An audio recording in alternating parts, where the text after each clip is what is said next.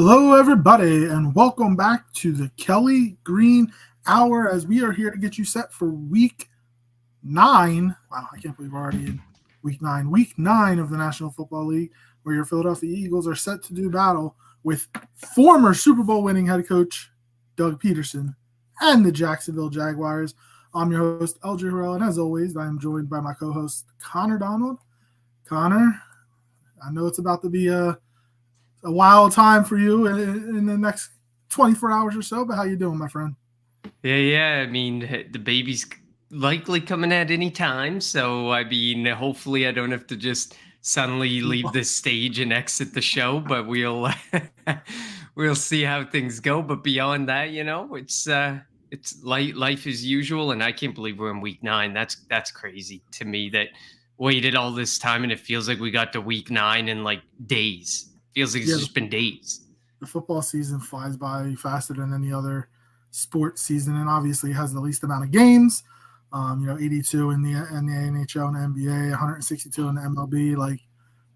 And while the NFL does feel like it's a 365-day, sport, we only get 17 games, and they fly by quick. Before we jump into the game, as always, follow us on Twitter at Kelly Green Hour. Follow Connor on Twitter at Connor10.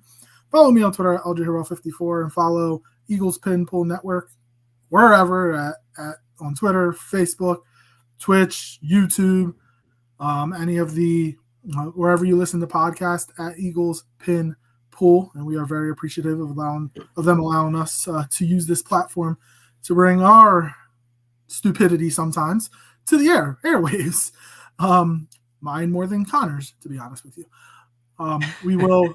Obviously, we're going to follow the same pattern that we do. We're going to talk about the game, offense, defense, give our unheralded player of the weeks for last week in the NFL at the end before we give our offensive and defensive players to watch, a key or two to the game, and our prediction. I'm leading Connor right now by 2 games. I'm 4-3 on picking Eagles games. Connor's 2-5.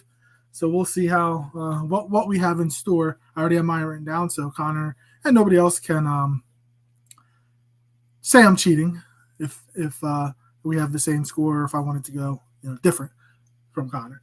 All right, Connor. The Jacksonville Jaguars are a struggling team right now. It seems like we always say that about Jacksonville. Doug Pederson might be a loss or two away from getting fired.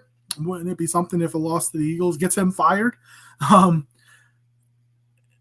It feels like when it comes to Doug Pederson, his downfall is his loyalty to assistant coaches. Let's be real. The reason why he got let go in Philadelphia back in 2009, at the end of the 2019 season, Jeffrey Lurie, Howie Roseman wanted him to make a change with the assistant coaches, and he said no, and they let him go.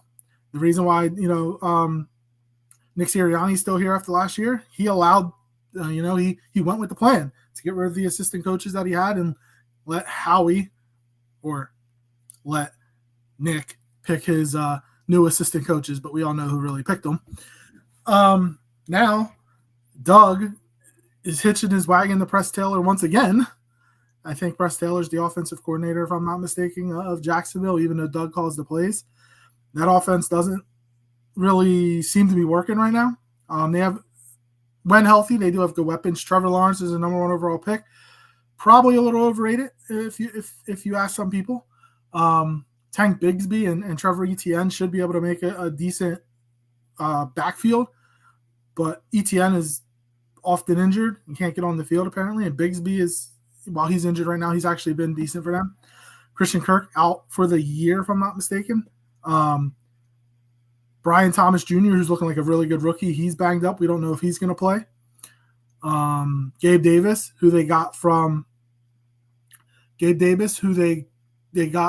in free agency from the Buffalo Bills. He's also banged up. Their offensive line's not very good.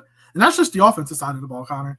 The Eagles defense should be able to should be able to wreak havoc, even though they're missing Darius Slay this week. But obviously they got to play the game because the game's not played on paper. Yeah, I mean, it definitely on paper that this Jacksonville Jaguars team is not good. They've been struggling all season. The couple of victories came against the New England Patriots and the Indianapolis Colts in the only game that they really were able to keep up in a shootout, 37-34. Their defense, their passing defense is terrible, just one of the worst in the NFL. Their offense is kind of in the middle of the pack, but the middle of the pack doesn't do you, it doesn't do you a whole lot of justice when you're not able to put up more than about 20 points max a game.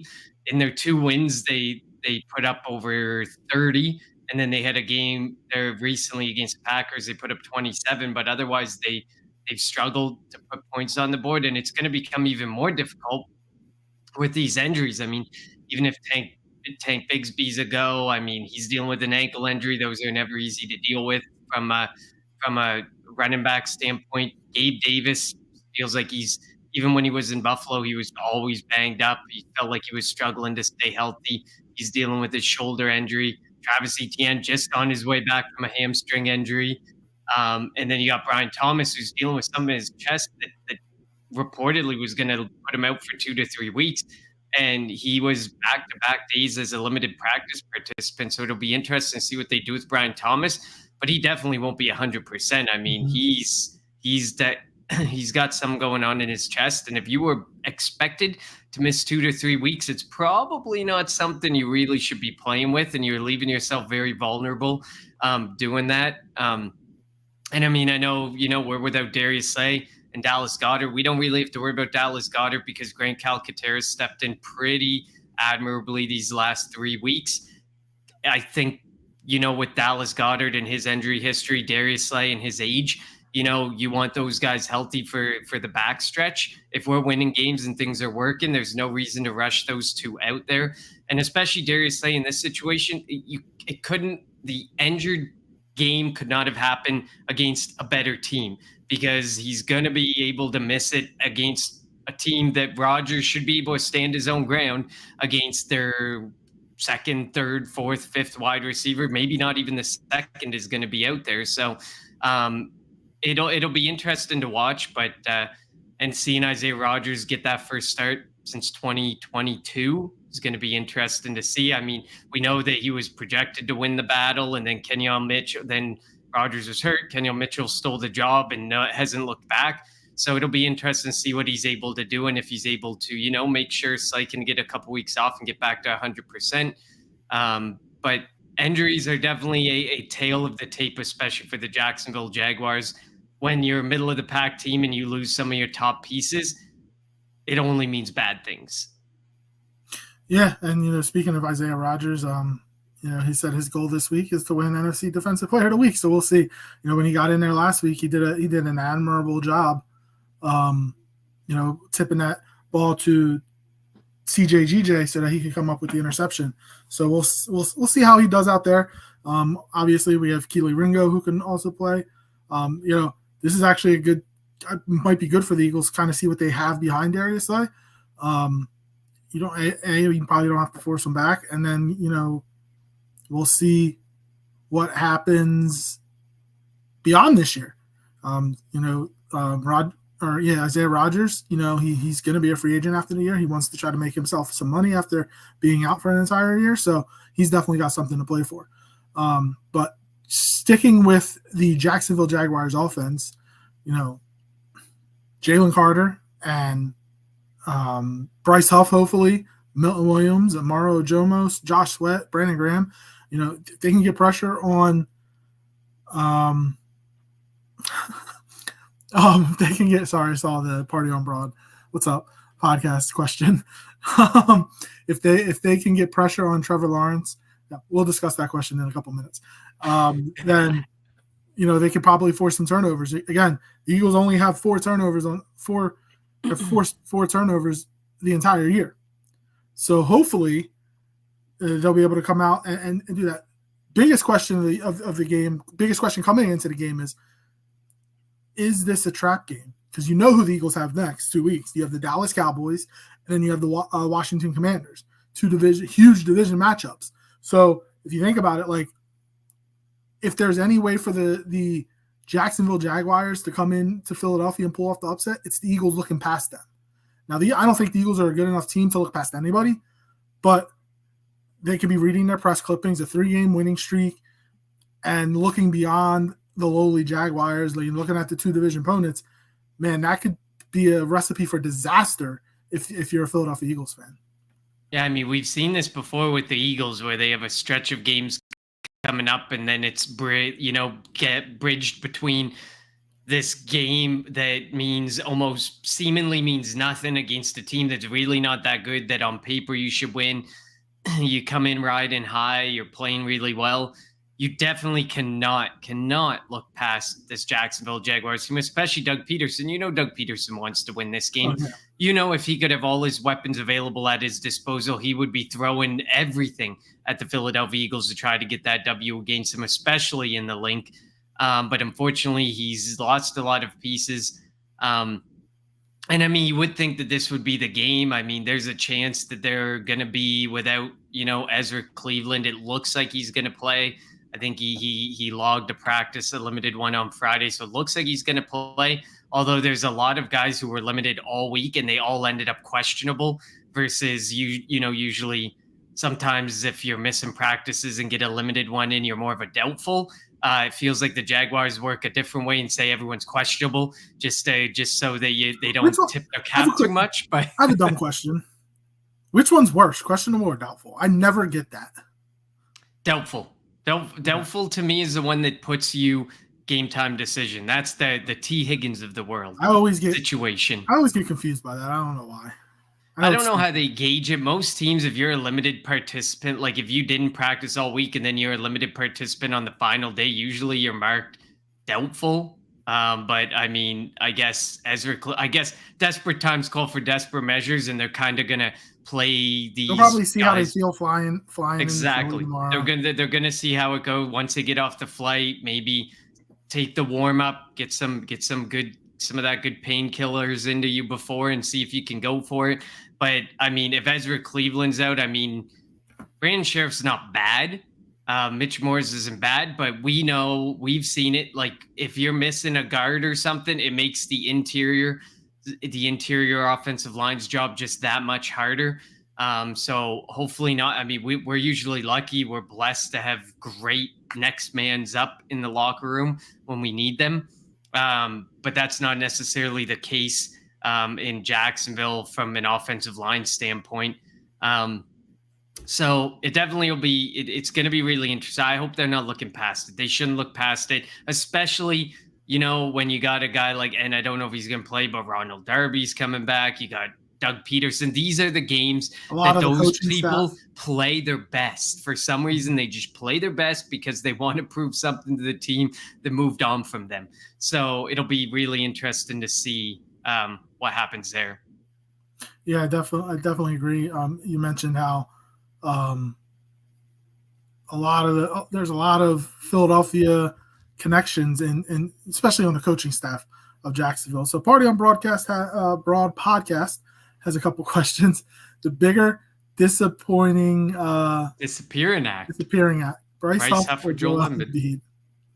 I mean, well, first of all, if you didn't think that this was going to start to be the plan with Joel Embiid, I mean, every year it's gotten worse. Like you couldn't have expected this to be a better season for that standpoint. We don't like to talk about losers here, so we'll leave this to a very quick, 30-second tangent here. But the easy answer is Mbum, because Bryce Huff was an undrafted free agent. Joel Mbum has never gotten past the second round, got a $190 million extension, and is going to play 20 games this year and still not get past the second round. Probably not get out of the first round. So that's an easy question. And we know why Bryce Huff got the money. He has the intangibles that Howie just loves. He wanted to get ahead of the curve, and we're gonna see. There's still some more season for Bryce Huff, but I mean, we are week 9 now. At what point do we just? At least he's playing, unlike some bum. At least he's playing. Exactly. This is true. This is true. Playing. All right. I so hope that this will be a Will Shipley game where the Eagles put up a huge lead in the first half and Shipley gets a good amount of touches. He showed some burst on that. Now it was called back on a penalty, but he had that touchdown run against Cincinnati, if I'm not mistaken, last week. So he does show burst. I would love to see him get carries. I would love to see him become the second back behind Barkley because I'm tired of seeing Kenny Gainwell. The Eagles have an infatuation with Kenny Gainwell for some reason, but I agree. I would love to see Will Shipley get some carries. As good, as great as Saquon Barkley has been, you kind of want to try to preserve him as much as possible going into the latter portions of the year and hopefully into the playoffs. He's second in the league in rushing, only behind Derrick Henry, and everybody was talking about how you don't ever pay running backs, you don't give them big contracts. Well, the two big free agents at running back are first and second in the league in rushing right now. So goes to show, yeah, there's been a lot of talk because I think it was Brian Baldinger also posted something that the top 5 Russian teams all are like 3+ games above 500. So it's like, is Russian back? Are people so focused on stopping the pass that they've completely weakened their rush defense? I think the Ravens are 5-3, but they're still over 500. So yeah, the point still stands.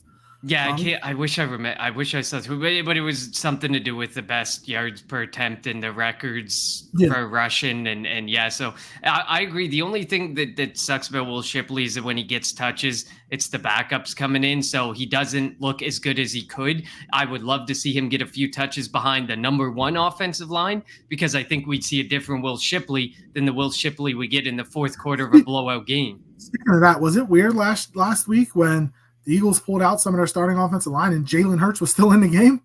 Like, I noticed that they was took risky. It was very risky. I was shocked at that, and I'm mad at myself for not bringing it up on Monday. But that's something that, like, I get it. Maybe you want them to work with a different center just in case. But yeesh, somebody gets pissed off and hits him and he gets hit in the wrong spot. Do you trust Kenny Pickett to take the Eagles to the playoffs and beyond? I don't. No, I agree. I don't think that was a smart move at all. And you know what? If you want to see him take snaps from somebody else or see what he does behind a different offensive line, that's what practice is for. Like, don't put him in that situation unnecessarily, especially when you're blowing a team out. That's when the incidents happen. So you definitely don't want that. What has been the biggest surprise of the Eagles season? Who has been the biggest surprise of the Eagles season? The Kobe Dean. I mean, Zach Bond's one of the best linebackers in the NFL. Now, I know that everybody was kind of having a prelude to the season by saying Zach Bond is going to be the Andrew Van Ginkel of last year.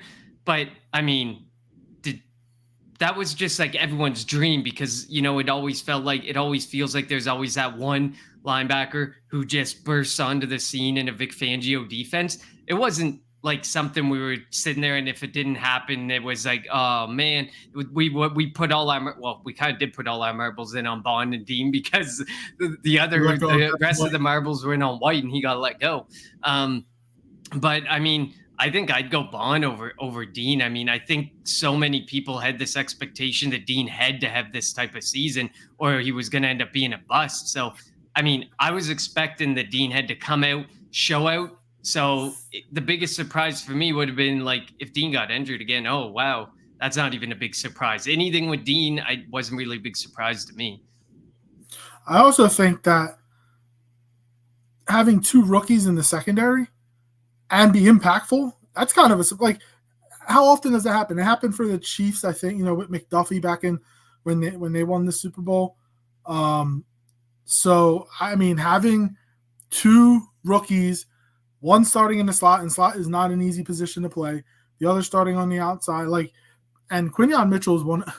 He is up there for defensive rookie of the year. Like you talk about Jared Verse with the Rams. I really can't think of anybody, but it has to be like Jared Verse and Quinyon Mitchell have to be the top 2 in consideration for defensive rookie of the year.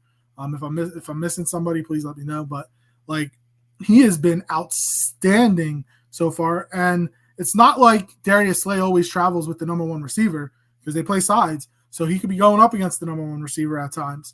And then what DeJean was able to do against, Jamar Chase in certain situations last week in the tackling. The tackling has been so much better since after the bye when they inserted Cooper DeJean into the starting lineup. And obviously coming from Iowa, the one thing Iowa is known for is kind of like the fundamentals. Their offense is usually crappy, but their defense is usually good. Fundamentals, tackling, and he shows burst, he shows athleticism, and he knows the fundamentals of tackling. He doesn't get caught out of position. What did he do on that 4th down play last week? He ran right through Jamar Chase instead of breaking down.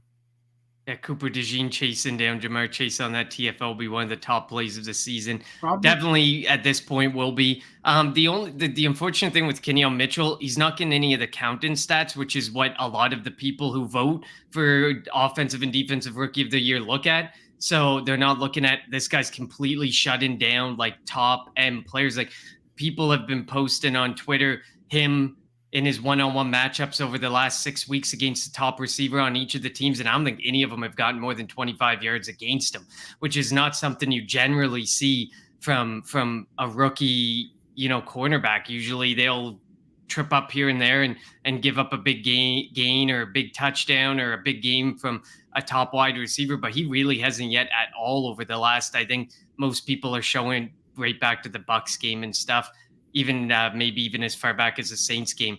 And it's just unfortunate because if he had 3 or 4 interceptions, he'd be leading for sure. But well, because man, he's none of those counting, he's going to get one soon. Absolutely, maybe this week. He's bound to get one. He's this is going to be the 4th straight week we talk about. He's going to get it. Our big prediction is he's going to get that pick this week. It's time. Yeah, hopefully. Party on Broad also says, can we also put to bed that Jalen Hurts can't run motion under center or can't hit the middle of the field? He did all that last week. And I do think, look, I never said that Hurts can't play from under center, but maybe he just wasn't comfortable with it, and it took some practice, and that's what they did. There's this talk, Brian Baldringer talked about how a lot of the players went to the coaching staff there because they weren't happy with the offense. And obviously no names were put around, but we heard what Lane Johnson said after the Tampa game, I think, when he said that the offense was constipated. Pretty funny term. But I think even John Clark said today that Lane Johnson had admitted that he was one of a few players that went up during the bye week to Nick Sirianni and mentioned having to run the ball more and needing to run the ball more and early on. So, and he mentioned how he respected that Nick Sirianni took into consideration what the players out on the field were actually saying and feeling. Yeah, a lot of coaches, they implement their offense and make the players fit into it. I like that this coaching staff, at least from what we've seen from the outside, they are putting their players in the best position to succeed, fitting the offense with what they have. Chip Kelly was like, we're doing it this way. We're not going to do it any other way. And if you don't like it, you're gone. So he got rid of Deshaun for different reasons, but they didn't bring Macklin back. They didn't bring Shady back. Tore up what was a generational offense. Mike Vick, Shady McCoy, Deshaun Jackson, and Jeremy Macklin. Just not holding on to those guys and just letting them go kind of killed his career as a coach here in Philly. But the one thing, Nick Sirianni is very open and very willing to change what needs to be changed. And that's the one thing I like. There's a reason why we talk about this time and time again. The players love Nick Sirianni. There's a reason. We talk about player coaches, but he's behind the scene. He's obvious, and I say this all the time, he's obviously nervous in front of the media. It's not how he wants to speak, but behind the scenes when he's with his players, there's Paris Campbell re-signed with the Eagles to the practice squad for a reason. It was because of Nick Sirianni, because Sirianni called him up. How many coaches are going to do that? Not many are probably going to do that. So he deserves a lot of credit. Obviously there was a lot of talk. He didn't allow that talk to get him when everybody thought he was going to be fired at the bye or after the bye or whatever. But the team obviously rallied around him, and now they're playing their best football, and hopefully going to continue to play their best football going forward. Yeah, absolutely. I mean, there's the evolution, and I think here, it's a Party on Broad says, I agree, Hurts is most comfortable throwing these 50-50 balls. Hopefully this is the start of Jalen Hurts evolving as a passer. This has been the biggest point of contention with Jalen Hurts is his evolution. His evolution as a passer was necessary to take the next step. And we knew it wasn't going to happen overnight. We knew that it might take time, the right offense, the right structure. There was a whole lot of things at play that had to happen for Jalen Hurts to start taking that next step. Hopefully this is him taking that next step. I don't want to overreact, but then of course there's, the Emmanuel Ochos of the world who are now his whole thing last week was put to rest. So here he moved on to, it's all about AJ Brown. If it wasn't for AJ Brown, Jalen Hurts isn't. And I know that there's a big thing going around now is why is CJ Stroud not catching flack for last night and his performance last night when Jalen Hurts was in a similar situation? And, that whole idea of the media just picks and chooses who they want, and they've loved to pick on Jalen Hurts. They pick these specific people. Jalen Hurts and Dak Prescott, while should not be in the same vein and conversation, are constantly back-to-back topics of conversation on ESPN. It is wild. These are the two that are at the forefront of just being picked on by the media, and guys like CJ Stroud and others who had similar situations, missing your left guard, like Kenyon Green, who hasn't been that good, having a banged-up offensive line. We've had a banged-up offensive line, missing his top two weapons. We've missed our top two weapons, and everyone looked at Jalen Hurts and said, oh, it's all about the weapons for Jalen Hurts. Without the weapons, he's nothing. It's so one-dimensional in the media. It's wild. And hopefully this evolution is what's going to get people talking about Jalen Hurts in a more proper and appropriate manner than how they have been talking about him. Yeah, I agree. And, Hurts was drafted in the second round, and Stroud was drafted second overall. Like, there are different expectations for guys, and you would think that all the flack that Hurts get, obviously if you're missing an integral part of the offense, you're probably going to struggle. That shouldn't be all on the quarterback. And I think, the quarterback obviously gets all the credit when you win and all the blame when you lose. And like that big question is should a win-loss record be a quarterback record, if that makes sense. And obviously it takes more than just a quarterback to win games. Granted, Tom Brady kind of showed that. Bill Belichick, but Tom Brady and Patrick Mahomes are like, those are the true generational guys. And like, some people have stepped up in the media and said, if we're constantly going to compare the next man up, the number 2, number 3, number 4, number 5 quarterback in your rankings to Patrick Mahomes or Tom Brady, they're never going to live up to it. Because these are those players that come around once in a generation. And there's a reason that they're always held to that standard, and everyone behind them is compared to them.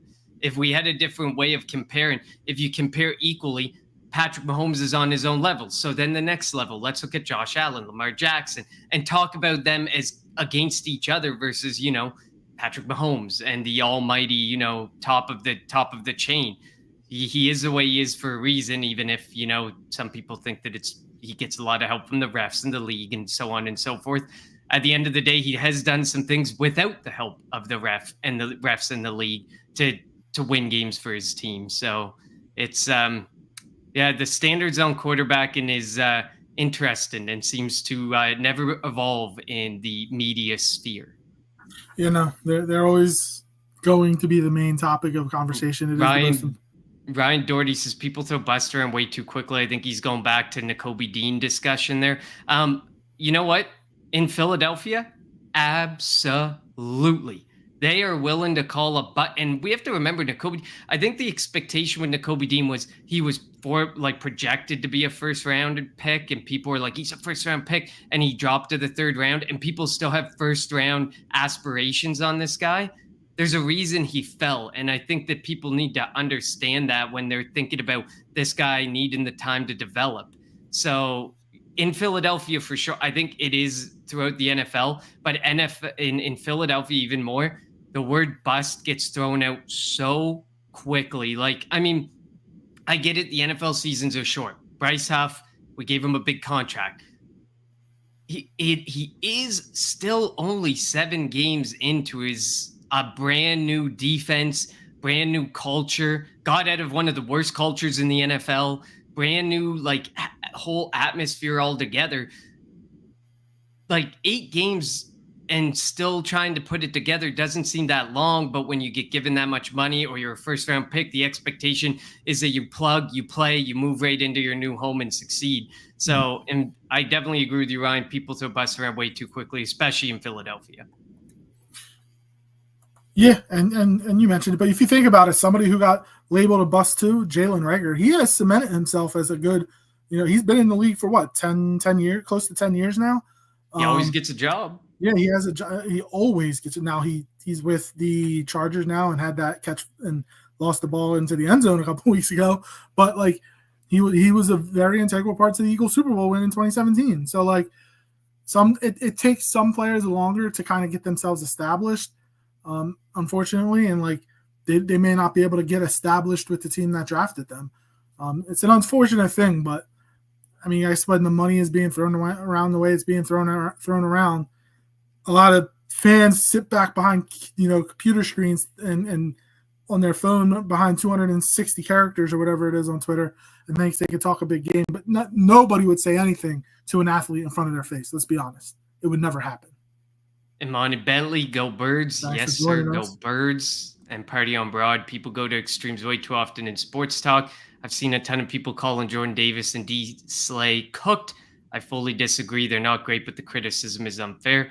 On the Jordan Davis front, I mean, he's a big dude. He's a bull rusher. He's a run stopper. Like, I think that people just, I get it. As a first round pick, we probably were expecting him to be, pass rusher, get after the quarterback, kind of like what we see with Jalen Carter and what we've been getting out of Jalen Carter. But you just have to understand within the scheme, which the media will never take the time to look at the scheme, look at their part in that overall picture for its individual team.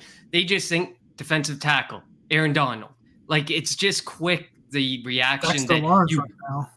Yeah, exact. Dexter, like they just think of who's the best one. You're not like him. You're bust. Like, it's just not fair to They also look take at players into in that account vein. where he was drafted. They traded up for him to get ahead of Baltimore, thinking Baltimore wanted him. I think they took him 13th overall, if I'm not mistaken, 13th or 14th. A lot of people kind of just take circumstances into account. And position of need. Did they really need a defensive tackle when they took Jordan Davis, when they had a need at safety and Kyle Hamilton was there? So it is tough because they take everything into account without knowing what was going on behind the scenes in the war room. What were the priorities for the Eagles at the time? So that's probably a thing that people need to take into account. Unfortunately, they don't, because they think they think they know better than the powers that be that are in charge. And we all have our own. We'll sit here and think, we think that we think the Phillies should sign Juan Soto. Well, of course you think. Everybody, 30 teams in the MLB want to sign Juan Soto. And when he goes to sign somewhere else, you'll get mad at your team because they didn't make an effort to sign him. We always talk about how whenever there's a name available, and it's always the Eagles are interested in this person. Well, are they for real, or is that just somebody throwing something up against the wall and hoping it sticks? It's kind of the But situation. even then, we know how he loves to pick up the phone and make the phone call, because you never know when you might be getting the right deal on the right player. Like the Baltimore Ravens going after like Deontay Johnson, that deal. Like I did not see that one coming. Yeah, like some of these deals, and I think personally it was just a way to block other wide receiver needy teams from getting a fairly good wide receiver in Deontay Johnson. But I mean, at the end of the day, it's been said before, you'd be crazy not to pick up the phone.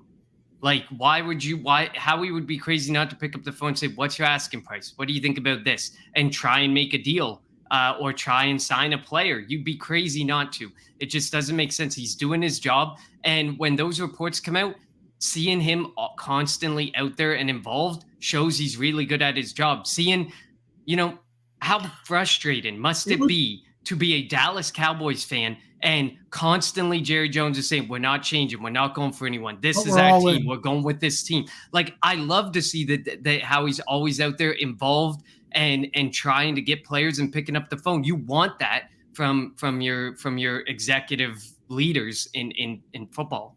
I mean, it would be organizational malpractice not to do due diligence. And that's exactly how he does. Party on Broad says, keep the picks, let the kids grow. How about, would you be willing? Trade deadline's on Tuesday. We're 4 or 5 days away, 4 days away. I mean, the Eagles, just speaking from the Eagles side, an Eagles win puts them at 6-2. They have need. Do they have needs? Every team has needs. Like, what would you be willing? It's not going to happen. I don't think these guys are getting traded at all. But like Myles Garrett, Max Crosby, Von Miller, like the Eagles have a need at pass rusher. Are you willing to trade a first-round pick or multiple first-round picks for somebody like Myles Garrett or Max Crosby? Or do you think that's too rich, even though they are really good players still kind of in the prime of their careers. They're still young-ish. They're 27, 28-ish. Or as, Party on Broad says, keep the picks, let the kids grow, see if Bryce Huff can continue to progress, get better, see if Josh Sweat, who's probably in the last year here, see if he can go out with a bang. See if Nolan Smith continues to get better. See if Brandon Graham finishes his farewell tour, potentially. See if he finishes it off strong. Or do you go get that, we're going to get that legit guy that can be a force, somebody that when you're planning to play the Eagles, you're like, we need to stop 95. We need to stop 98. I think that's their two numbers. Is that what you're doing, or are you going to sit back, hold on to the picks, and obviously take an edge rusher in the first round, and then go from there? I think Howie's got a pretty rich value on firsts. I don't think that he'd be giving up multiple firsts, even for a guy like Max Crosby or Myles Garrett. I just don't think that that's in Howie's nature. We never really see him make that bombshell move, even AJ Brown. I get like it was a first round pick, but there was swaps of picks along the way with that deal. He's just not the guy that he's gonna make a move like that, I don't think. I don't think those guys are on the market either. So I'd be more realistically looking at like a Zadarius Smith and stuff. And if the ask is a high end day 3 pick, so the odds are they want a 4th rounder for him, would you be willing to make one of those moves? Then you have to ask, does Zadarius Smith or does one of those, older defensive edges who's maybe past their prime really keep move the needle with Bryce Huff and Josh Sweat? Or are you just splitting and flexing some time between other guys and hoping that fresh legs get the pressure? I think the Eagles are going to stand pretty pat. Like, you might see Howie make one of those small little moves, and they kind of like last year and the year prior, where he's just making those moves, sending a day 3 pick and getting like a guy like what was it last year, Logan Ryan or whatever, just getting this random piece that doesn't really do that we think will move the needle, but then doesn't move the needle at all, like we thought at the safety position. So, and Party on Broad says, would you be willing to trade Becton or Steen? Keep the death. I mean, Becton is only here on a 1-year deal, and the way he's been playing, somebody might be willing to give him money to play guard if he's willing to go elsewhere to play guard. He didn't want to do that with the Jets, but he did it here with Stoutland. And both Becton and Steen also have injury issues, so you keep them both and go from there. I agree, and I think that Becton, from a compensatory standpoint, will probably get you more than what somebody's going to pay on deadline day. But, I mean, now you like, how bad is the injury to Kenyon Green, who hasn't even been that good for the Texans? Would they be willing to entertain trying to pick up a guard and throw out, because they know, this might be their time, one of their seasons. The window may not be all that huge because, they got CJ Stroud on that rookie deal. Would they be willing to take that shot? I mean, I wouldn't be moving Becton for anything less than probably like a 3rd rounder, because there's a chance, like, if he continues to play really well through the season, he could end up a 3rd rounder from a compensatory pick standpoint. So why would you take anything less, especially like you said, when both of these guys, Steen lost a job because of injury, Becton's on the fringes of losing a job because of injury. So why would you move on from one of them when they both have struggled with injuries? Exactly. Ryan says, Walker or no one, complete the UGA Infinity Gauntlet. Are we talking about Trayvon Walker for the Jaguars? Don't let him leave town this week. Just leave him here. Let Dougie do some business with Howie Roseman. And sure, why not? I don't know if there's a current Walker. I know that Georgia currently has a good edge rusher. I just don't remember who it is. But yeah, I mean, if they could be in sell mode. If they lose this week, that puts them at what, 2-7? 2-6. 2-6.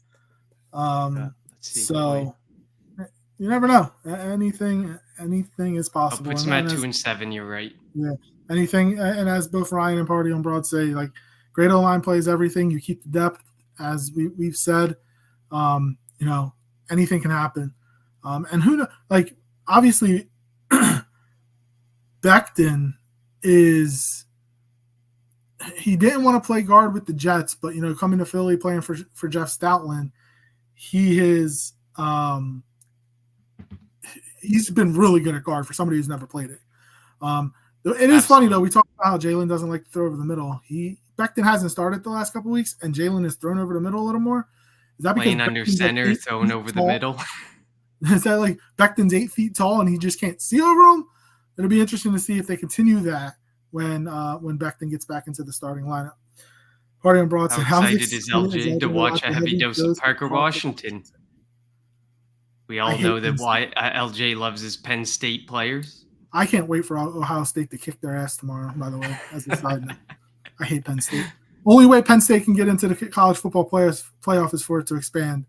And they played one good team this year, and that's Ohio State, and they're going to get their asses kicked to them. And then, Trayvon Walker, he was part of the championship team and drafted. How bad do you think Jacksonville feels, or how stupid do you think they feel taking Trayvon Walker over Aiden Hutchinson in that draft? I mean, you have to feel like that and when that pick was made, the reaction was like, holy, like, what are you doing? And it clearly shows that this one they were just wrong on. And sometimes, you swing, you miss, but sometimes you just got to take what's there for you, the sure thing. Sometimes it's like, but Trayvon Walker was the athleticism. What about what ceiling could exist with that athleticism? Well, the fact that, you have to be a good enough player to unlock that ceiling and go to the next level is a big thing. And I think that too often people get sucked into the athleticism debate and they're like, but what could he be if he can reach that ceiling with this athleticism? But really, Aiden Hutchinson was the way to go. Yeah. We probably should talk more about the game, but yeah, good definitely. question. We just had Halloween. If the Eagles and Jaguars were Halloween candy, what would they be? Good question. I don't know if I've ever thought about that. Well, they aren't. Neither would be the best candy, and I think Reese's is the best candy. So I would take that off the table. That's your rating. What? So that's your rating scale, Reese's, and then Reese's everything else. Number one. The worst. I know. When I walked and when I was walking around with my son last night, every time you get all these chip bags, it's like, and so I feel like the Jaguars are ramen noodle. I feel like the Jaguars are a bag of chips because after a while you're just like, would you stop giving me bags? Ramen noodles. The ramen noodles. The Eagles could be Sour Patch. I'm not a big Sour Patch Kid fan, but could the Eagles be Sour Patch Kids? Because you never know, like, is it going to be sweet? Is it going to be like anything? You can get anything out of a bag of Sour Patch Kids. Crabby old man says Jags equal milk duds. I'm not a big milk. That's a good one. Yep. I'm not a big milk. I like Reese's, Kit Kats. I'm a big York peppermint patty. I know people don't like them like mint chocolate chip type of stuff, but I'm into that. How was Halloween for you guys anyway? It was good. It was like, I'm going to say it in Celsius here, but it was 20 degrees up here, which is, I think, like 80-ish, 80. Dude, it was 80 degrees yesterday, and I'm like, this is probably ridiculous. The same as what you guys were getting. So it was great, man. There was like, but so much fun when it's like, I think it was a little too warm, like knocked back a few degrees. And it would have been a bit better, but like it's way better than when it's like minus temperatures and you're just like, when can we stop going to homes and just go back home? I want hoodie weather. Like I wear shorts all year round, so like that's not going to affect me. I want to be able to throw a hoodie on. That's what I want. Nestle Crunch is actually good candy too. That's what he says. The Eagles D. It's a Nestle Crunch. All right, back to the game. I got sidetracked a little bit. I think it's safe to say, on paper, the Eagles are a better team. Here we go. Here's the big question that's been going around all week. Who would you rather have as coach, Doug Pederson or Nick Sirianni? I mean, because Doug Pederson's already been here, we know like he did good for the culture at the start, but then at the end of the day, he was staying too loyal to his people who weren't producing. Like we got stuck in a point where it's like Press Taylor and that offense was not producing. He wanted to keep Press Taylor around, knowing that the offense wasn't doing well. The whole situation with Carson Wentz, Darren Sproles came out on a podcast and was saying Carson Wentz didn't listen to coaching, didn't listen to coaches, didn't really want to do anything that they wanted him to do to get better or to work in that offense. So, I mean, ultimately, to me, Nick Sirianni, for me, I know. I think we had the same debate with Brian Daboll when the Giants came around, but I'm going with Nick Sirianni because we know, like, if you get that guy, like, if you get this guy's blinders on and he's focused on what he needs to be focused on, he's good. We know he's good. We know he's a culture builder. The players respect him. The players play for him. He's a yes man. He's willing to do what he needs to do to keep his job and say, okay, bring in whoever you want on the staff, and I'll work with them. I know what I'm here to do. And Doug Pederson doesn't know how to do that. He at the beginning he might have been the yes man, but he's no longer. He was by the end of it he was no longer the yes man and wasn't going to be pushed around by Jeffrey and Howie. Whereas Nick Sirianni, I don't have an issue with that. No, I mean, if he was protecting the right guys, he was not protecting good coordinators. Yeah. If you're pushing back because you had a fairly successful season and you think there's more to work with, okay. But Press Taylor has been a terrible offensive coordinator from the day he put a headset on. Like, you can't sit there and defend. Like, you can fire me every time but if I want Press Taylor. And that's like the bottom line. And like, fire me if I can't keep him. He's gonna get fired every time. He's gonna go down from the Jaguars in the same blaze of glory and take Press Taylor somewhere else too. I don't even think Doug Pederson gets another job, to be honest. Does Nick Sirianni get another job if he gets fired? I mean, I don't know if he gets another head coaching job. I don't know if he gets another head coaching job. But I mean, we've seen teams like the Dan Campbell situation where like literally they're culture builders, they're guys that gain the respect of players, and more teams seem to be going that way. I mean, I would go that way over a defensive coordinator. For the most part, defensive coordinators aren't usually ending up being successful head coaches. So, I mean, I think Nick Sirianni, like, if he gets fired with one of the best winning percentages in NFL history for a fired coach, I wouldn't be surprised if he got another job elsewhere.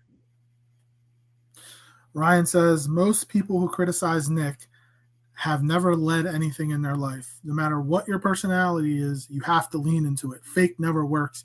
You hear the players say for him to be himself. And I've been saying this over, like, it felt like the first 4 weeks, Nick wasn't being himself. And like, we know he's outgoing. He likes to look into the camera and mean mug, and he likes to celebrate. But the first 4 weeks, it didn't seem like he was doing that. And then after the bye, like, obviously Brandon Graham, Jalen Hurts, a lot of the guys have said, we've told Nick, we want the 2022 Nick back. We want that guy back, the guy that's himself, the guy that, and again, behind the scenes, this is the reason why this team plays for him. They love him. But like, the Nick we see in the media is not the same Nick. And I definitely agree with what Ryan's saying. Fake doesn't work. And I'm glad that Nick isn't fake. I want Nick to be Nick, because Nick being who he is best for the team and best for him. So I have zero issue with that at all. So, as long as Nick doesn't change from who he is and who he is, we're not going to have any issues. I agree. Obviously, they have to win. Like, it's going to be, if the Eagles make the playoffs, that's 4 years, 4 playoff appearances. It will be really hard for the Eagles to potentially fire Nick Sirianni if they make another playoff run. Obviously the big question is going to be now he obviously hasn't been hired as a coach elsewhere, but like, if Kellen Moore were to really get this Eagles offense going and he were to potentially get hired elsewhere, like, what do they do offensively from a scheme standpoint or from like a play calling standpoint? Because obviously, like, it's going to be another offensive coordinator for Jalen Hurts, and are we going to have to go through this whole thing again? But that's going to be a different story for a different day. Yeah, I think it's going to be important. Like, that'll be what ends up being the big question mark. Or do we risk losing Kellen Moore for the sake of keeping Nick Sirianni? And then it comes down to what Jeffrey Lurie and Howie Roseman believe. What's better for us? To have the continuity on offense. I think it would be the first season that Jalen Hurts has the same offensive coordinator for a second year. Well, he had Shane Steichen. He had Shane Steichen, yeah. But I mean, Shane Steichen wasn't 2 full seasons, right? It was just he took over. He took over more than he was the offensive coordinator more than halfway through for more than half of the season in 2021, and then was the offensive coordinator all of 2022. So I would say that's like, and then that begs to differ even more. Like, the only offense he was super successful in was the one where he got nearly 2 years of exposure to. There's Well, like here's a big question. no one If that sits there and thinks like that, there isn't something there. if Kellen Moore were to get hired elsewhere, Shane Steichen gets fired by Indianapolis. Bring him back. That's a we don't have enough hours in the show to get into the mess that the That's going to be an Indianapolis offensive. Colts are. That will be an off season topic of discussion. All right. So before we get to our players of the game, keys to the game, and our predictions, we're going to do our unheralded player of the week for week 7, right? Week 8 was last week. Week 8 in the NFL. Sorry, I'm getting, because the Eagles have only played 7 games, so my head is kind of slow today. And obviously by unheralded, what do we mean? We don't want like the Lamar Jackson, Patrick Mahomes, Derrick Henry, Saquon Barkley's of the world. We want somebody that, stepped up for his team, helped them get a win. I typically pick guys that won. Connor sometimes picks guys that lost. But I've Connor, tried to stick to the winning ways. I've tried. Do you have a unheralded player of the week? I absolutely do. I'm picking this one because he was instrumental to the victory over the Cowboys and continuing to bury the Dallas Cowboys. I'm going with Isaac Guerrero, running back for the San Francisco 49ers. He went 14 carries for 85 yards and a touchdown, plus 3 receptions for 17 yards. That San Francisco offense is literally built for any running back. Any running back. You step in there and you're going for close to 100 yards. I mean, if you combine all-purpose yards, Guerrero did go for over 100, but like you can almost guarantee, like Jordan Mason stepped in there and he got hurt, and that's why Guerrero had to step up. But I mean, in theory, you're almost guaranteed 100 yards every single game in that offense as a running back. It's wild. Like they Jordan can just Mason's pick day 3 running back after day 3 running back and just roll them right in. Right in. Jordan Mason is 3rd in the league in running behind Derrick Henry and Saquon Barkley, and they haven't had Christian McCaffrey all year. But they also aren't winning many games right now, so we'll see. I'm going to go with a guy that caught the game-winning touchdown in an upset 29-24 win over the Ravens. Cedric Tillman finished with 7 catches, 99 yards, and 2 touchdowns off the arm of Jameis Winston, who also could have been my unheralded player of the week. Could have a tag team there, Jameis Winston and Cedric Tillman. But a huge win for the for the Cleveland Browns in their first start post Deshaun Watson injury. And of course, they come out, beat the Ravens. The Ravens obviously are good offensively. That defense is leaking a little bit. And we'll see what happens in that division. But a division that could potentially get a little crazy going forward with Pittsburgh in first place, the Ravens in second, and then you have the Bengals and Browns trying to battle in that tough AFC North. All right, Connor. You went with Isaac Guerrero, and I went with Cedric Tillman. Now let's get to our offensive and defensive players of the game that we're looking at, and maybe a key or two, and then our predictions for Eagles, Jaguars. Offensively, I mean, this defense is really bad all around. I think one of the focus areas is going to be continue to do what you do best. There's no need to get really fancy in this game. They rate their defense. The Jags ranked 29th in points allowed, 29th in yards allowed. They do a lot of it through the air, but if we're not forced to go to the air, they're a middle of the pack team as far as Russian defense goes too. So I think you can take full advantage of Saquon Barkley. You can even get Will Shipley involved. I think, if you get out 2 scores and you can keep the momentum and the pace rolling, roll out Will Shipley. This could be one of those games where Saquon Barkley gets a little bit of rest. But I think stick to what's been working. Don't get fancy. This isn't a game where you have to get fancy. You just have to do what's worked for the last 3 weeks for you offensively. Continue to, get Jalen Hurts under center, working with the play action, the things that are working, because the more comfortable he gets, hopefully the better and better we continue to get down the stretch and head towards the playoffs. We want him to be as comfortable as possible in doing what is actually working in the offense so we can win those big games when it counts. From a player perspective in this game, offensively, I think I'm going to go with Grant Calcaterra in this. I think that Grant Calcaterra, Dallas Goedert's going to be out again. Grant Calcaterra has been good. doing a great job stepping in for him. I don't think this necessarily has to be a big game for AJ Brown, Devontae Smith, really for anybody offensively, but obviously you got to get out, get the lead, get the early lead. I think we get a first quarter point this time around. I know last week, whatever it was, what it was, we scored on our first drive technically, but not in the first quarter. But I think Greg Calcaterra can have a really good game. I think this is where you can really work the middle of the field and take advantage of a really bad Jaguars passing offense. So I'm going Grant Calcaterra as my player to watch in this game in offense. Defensively, get after Trevor Lawrence. We know Trevor Lawrence is not that good. He just so happened to land in a time where the Jaguars had to make a snap decision of extending him while they had the chance to extend him before maybe the market got a lot richer, and they did. Could be Press Taylor's fault. Could be, I mean, I'm not gonna go too crazy on that one, but I think that, get pressure. This, like, if Ezra Cleveland's banged up, the interior of the offensive line's good, not great. The offensive line in general is meh, not great. Something you can take advantage of. So I think this can be like, I'm going Milton Williams on this one.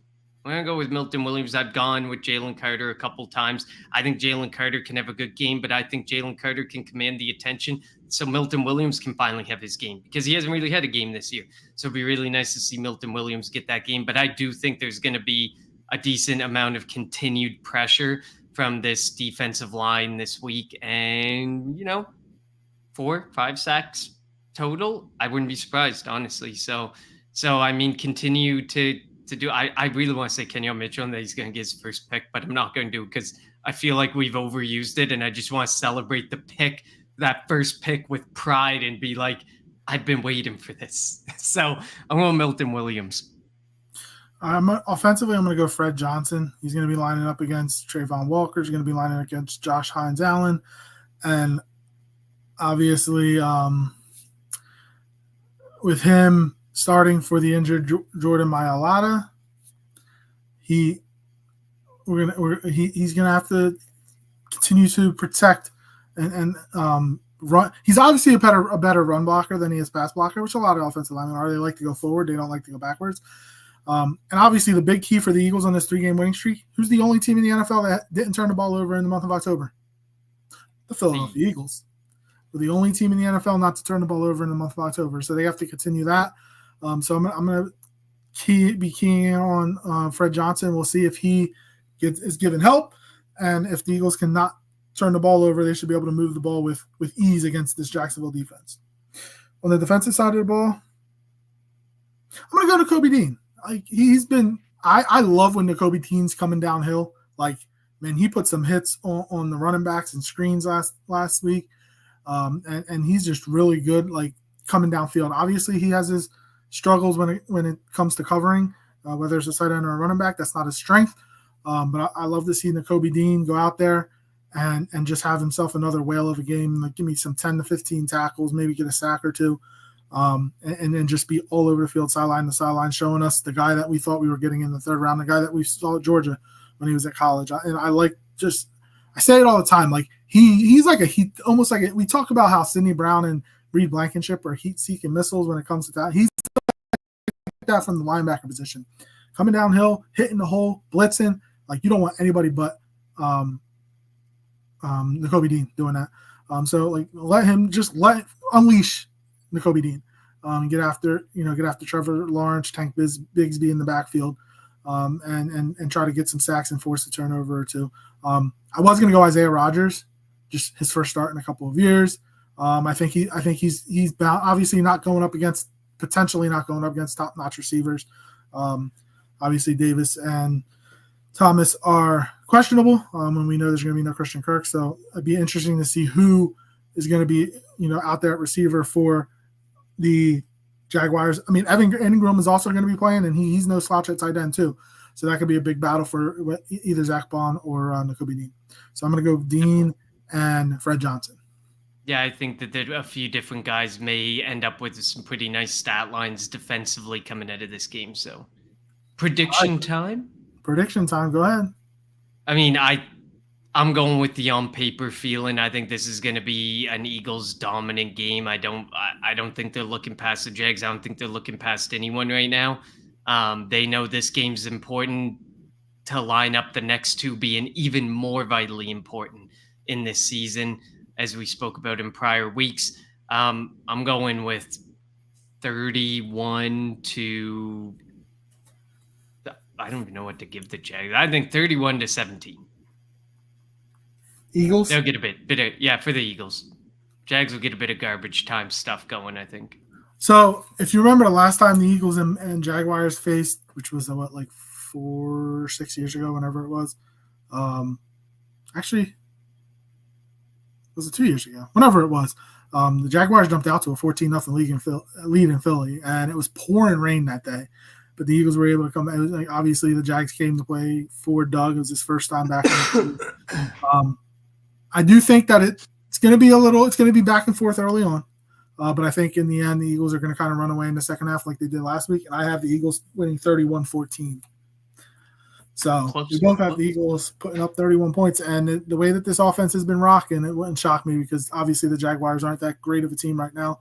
So the Eagles have to take advantage of it. And do not look past Jacksonville to Dallas. You cannot afford to do that because if you do that, you'll lose. Obviously, the Eagles are receiving a lot of praise right now. 3-game winning streak. What is it that Sirianni said this week? Praises like perfume. Sniff it, smell it, but don't drink it or something like that. Whatever he said. That's exactly it. Yeah. So don't enjoy it, but also take this stuff serious. Don't look at the press clippings. Don't smell yourselves and get ready to battle for 60 minutes against a team that is going to want to come in here and upset you. And get a coach or get a win for Doug Pederson, who could potentially be coaching for his job. Absolutely. All righty. Well, we appreciate everybody for tuning in live to the Kelly Green Hours as the Eagles are set to do battle for their third legit home game. Like, think about that. This is their third legit home game, and we're going into November. Eagles have a lot of home games coming up and could potentially set themselves up well for a potential number one seed in the NFC if they continue to handle business. As always, follow us on Twitter at Kelly Green Hour. Follow Connor on Twitter at Connor10. Follow me on Twitter at LJHorrell54. And follow the Eagles Pinpool Network on Twitter, Facebook, YouTube, Twitch, anywhere you get your podcast at Eagles Pinpool. And thank you all for the comments in the chat. Do not. We talked more about some of your questions than we did the game, and we do apologize for that. But we enjoy all the back and forth. For Connor, I'm LJ. Thank you all for tuning in to the Kelly Green Hour. Fly, Eagles, fly.